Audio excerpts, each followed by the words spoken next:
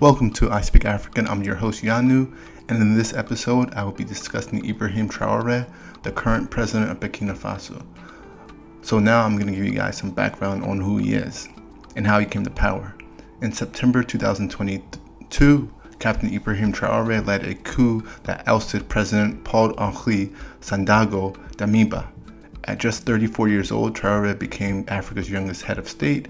His ascent was fueled by widespread disillusionment with the previous government's inability to combat escalating jihadist insurgencies and a growing desire for a leadership that prioritized Burkina Faso's sovereignty over foreign influence.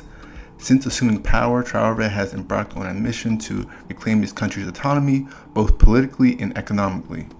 His administration has made significant strides in nationalizing key resources such as gold and establishing the nation's first gold refinery. And additionally, Burkina Faso inaugurated the Postal Bank of Burkina Faso, aiming to reduce its reliance on CFA franc and bolster financial independence. In January 2025, President of France, Macron, stated that some African countries have forgotten to say thank you for Africa's assistance in combating terrorism in the Sahel region. He described ingratitude as a disease that does not affect humans. These comments were met with strong condemnation from Traore, who accused Macron of insulting all Africans and viewing them as less than human. Traore emphasizes that France owes its existence today to the sacrifices of African ancestors and urged African nations to sever military cooperation agreements with France to end imperialism. Now, Traore has ended his relationship, or his country's relationship, with France, and says that if France wants to reestablish a relationship, then it must return all the stolen gold. Now, France responded to that and said that the gold is not stolen. In fact, the gold comes from the gold mine of France. Yes, you heard that correctly. The president of France stated that the gold that they have in the Federal Reserve Bank of France, or the France's Reserve Bank, I don't know what they call it over there, comes from the gold mines in France. Now, France has no gold mines. Europe has no gold mines. So I don't know where he got this imaginary gold from, and the imaginary gold mines of France, because they don't exist. And speaking of another story about gold,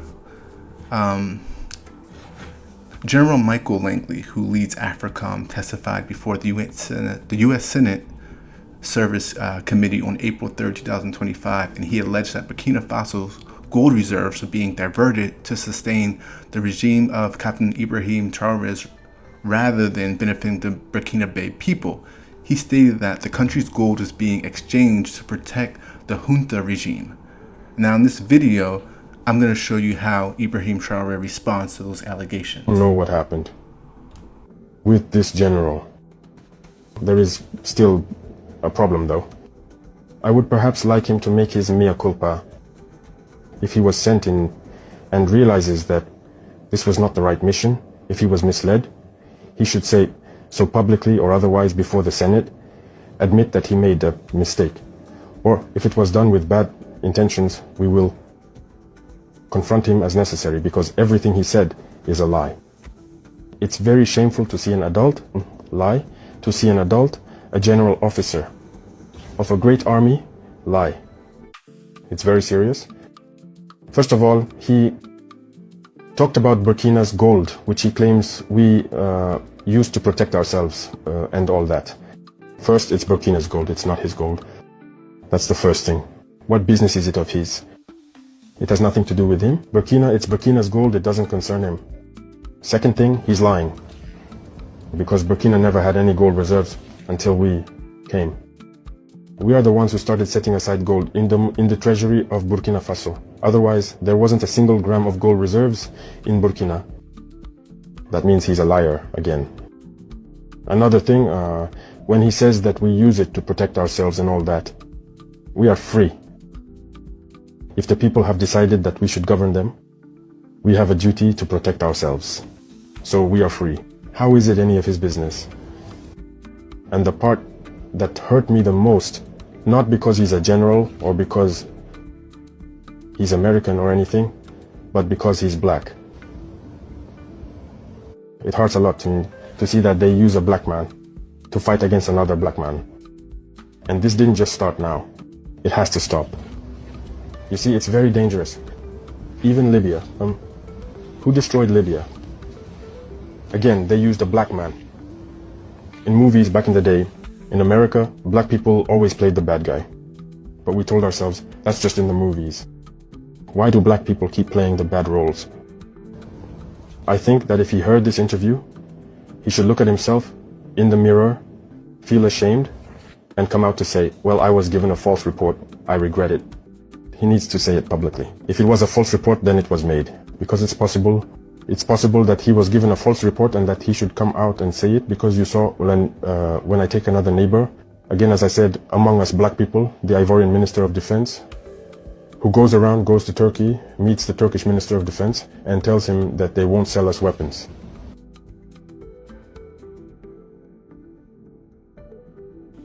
Ibrahim Traore nationalized Burkina Faso's resources, including the gold, which is very important to the country.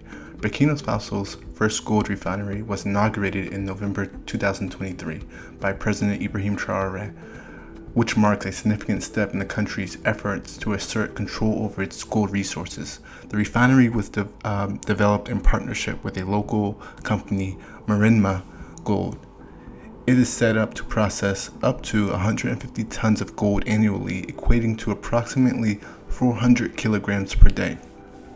The first 22-karat gold bars are expected to be produced in late 2024. Ibrahim Traore has made major investments in the country's agriculture, education, and healthcare sectors. And this is very smart because African agriculture is very huge around the world. And where do you guys think that all the chocolate comes from? The world's two top chocolate producers are Ivory Coast and Ghana. And at one time, agriculture was very big in Nigeria in the late 60s and early 70s. The Nigerian naira was much stronger than the British pound because Nigeria relied heavily on agriculture. But it wasn't until the discovery of oil that Nigeria switched from agriculture to oil. And that made the naira depreciate in value. Now, speaking of Nigeria, President Tinubu wants Burkina Faso, Mali, and Niger to rejoin ECOWAS, which is the economic community of West African states. Now, I know that ECOWAS does nothing for West Africa. And those three countries left ECOWAS to form the Alliance of Sahel States, or the AES. In fact, ECOWAS imposed sanctions on the AES countries back in 2023, and these sanctions have put significant strain on the AES countries. Traore spoke out against ECOWAS and West African presidents and called them puppets of the West. And he is in his right to call them that because, according to Burkina Faso's government, Ivory Coast was involved in a plot to destabilize the country. In April 2025, Burkina Faso's government claimed to have thwarted a major plot aimed at overthrowing President Ibrahim Traore. The security minister Mamadou Sana stated that the plotters were based in Ivory Coast and included both current and former soldiers collaborating with terrorist leaders. The alleged plan was to sow total chaos and place Burkina Faso under international supervision. While specific evidence linking Ouattara directly to the plot has not been publicly presented, the junta have accused Ivory Coast of harboring destabilizers. Now, I'm going to post a video where Ibrahim Traore is condemning Ivory Coast and the president. Yo, what is this I'm hearing about how France and the US want to arrest Ibrahim Traore? Are you taking the piss? Like this man didn't kick France out of his country. Like this man didn't open up 2 tomato processing plants. Like this man didn't make medical health care free for all, no matter what your status is. And recently, over the last couple of days, made education free up until uni. And the dirty, stinking colonizers want to arrest him. Are we supposed to act like France didn't have its hands around Burkina Faso's throat for how long? And now we have a leader who's doing what no bumperclot cowardice African leader has done. And you want to arrest him on what charges? Listen, as a black people, if there's one thing we can all unite around the globe, it's because of this man, you understand? And he needs to be protected, all costs, spiritually, physically, mentally. He needs to be protected by every single one of us. They already tried to take his life 19 times, yeah? And it's clearly going up. So I suggest you start praying for this man, praying for his life, praying for his family, praying for his country.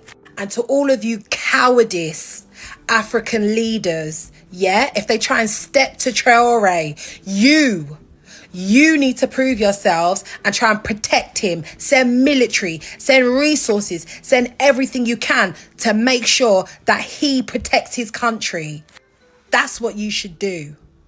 But we know how it goes already with you African leaders. You rather fatten up your pockets rather than look after your people.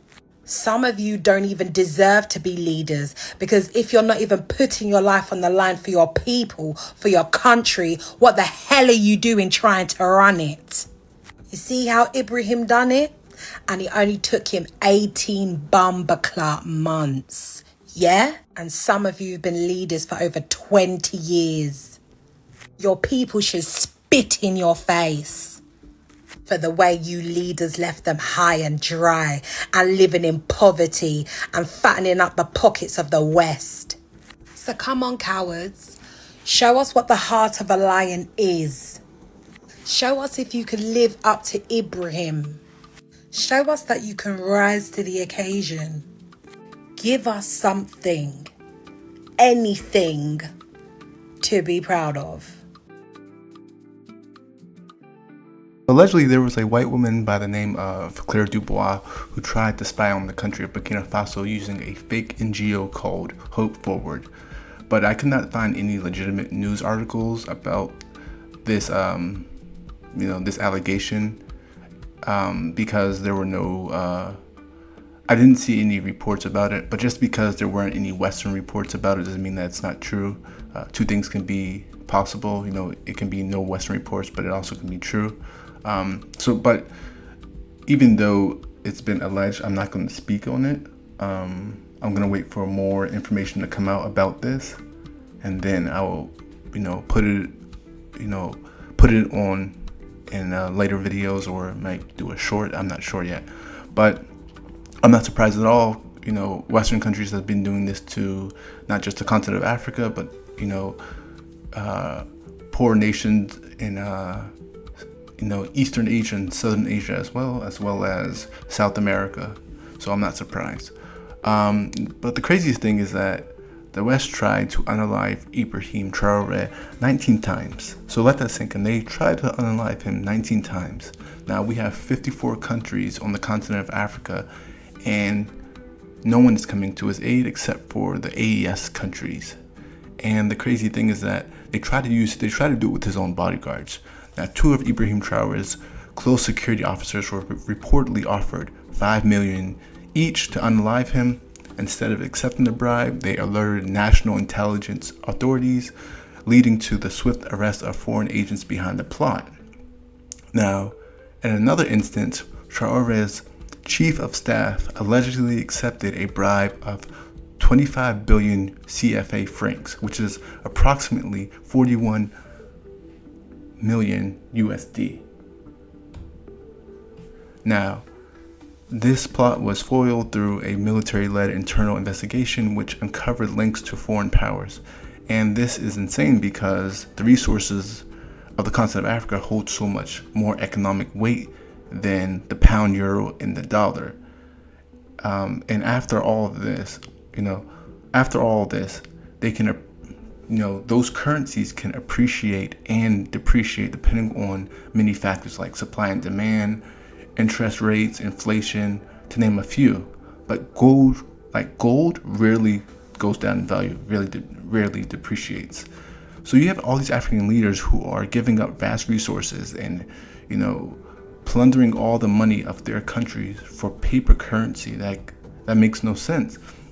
And I like to compare it to Pokemon cards, because when I was a kid, I used to, Pokemon cards were big. And I remember during the late 90s and early 2000s when they were big, I remember how rare the Charizard holographic card was. And I remember that I would try to get it. My brothers would try to get it. I only knew like 2 people with it, and you had to buy like so many cards to get it. And the Charizard was like super rare, but one common card that a lot of people got were the Ninetales. That Ninetales holographic was so common. You bought a starter pack and you got the Ninetales. I had like 5 Ninetales. That's how common it was. So just imagine you trade a Ninetales for a Charizard. That's pretty much what the African leaders are doing. They're trading gold and diamonds and cobalt and uranium and all these, precious minerals and resources for paper currency. That's why you can believe that these leaders, when they talk about, democracy, it seems like democracy is only reserved for non-Africans. And when African leaders attempt to rule their countries as a sovereign nation on their own terms, then these Western nations interfere. Like, look at what they did to Thomas Sankara when he was the president of Burkina Faso back in the 80s. They, got his friends to unalive him. They did the same to Patrice Lumumba. They did the same to Gaddafi. They do it to so many leaders who have stood up to imperialism. They have been unalived by either a close friend or some coup. But what makes me so happy is that Ibrahim Traoré's bodyguards do not take the bribe, because what he is doing now is bigger than just his country, Burkina Faso. It's for the whole entire continent of Africa, and it's waking up Africa. It's waking up many African leaders, and mostly the people. Burkina Faso even has an unofficial patrol. You have people in Ouagadougou who sleep outside of the presidential palace to make sure that Ibrahim Traoré is safe. And they do this of their own accord. They want him to be safe. And, I get it. He's even made education in Burkina Faso free. University in Burkina Faso is free. Grade school in Burkina Faso is free. Whereas you go to other nations in Africa and you have to pay school fees for grade school, school fees for university. And these are countries that are far bigger than Burkina Faso and have a bigger GDP. And, for example, Nigeria, or Kenya, South Africa. But because it's very easy to persuade a man to unalive another man and take his place, I think this was one of the reasons why Gaddafi had all female bodyguards. Because you go to a woman's not going to try to be the president of a country. No, she's going to stand beside a man and help him from the side. She's not going to try to overthrow him. But a man, you can tell another man, you can be like, yo, unalive this guy, and I will make you the president. And that has happened in the past.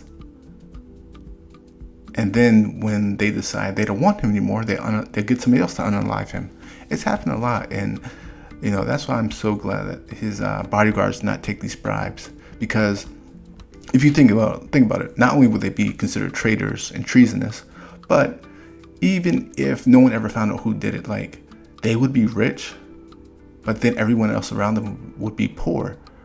And I think that's what a lot of leaders don't understand. They don't realize that